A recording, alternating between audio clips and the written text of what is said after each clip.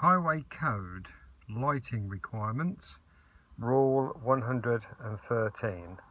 You must ensure all side lights and rear registration plate lights are lit between sunset and sunrise. Use headlights at night, except on roads which have a lit street lighting. These roads are generally restricted to speed limits of 30 miles per hour, 48 kilometers an hour, unless otherwise specified. Use headlights when visibility is seriously reduced. Night, the hours of darkness, is defined as the period between half an hour after sunset and half an hour before sunrise.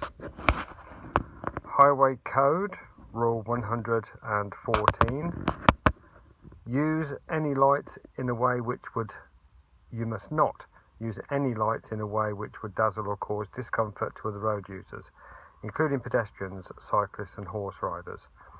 Use front or rear fog lights unless visibility is seriously reduced. You must switch them off when visibility improves to avoid dazzling other road users.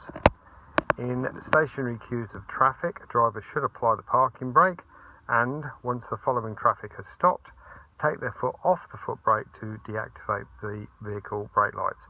This will minimise glare to road users behind unless the traffic moves again. This is particularly relevant to elderly drivers.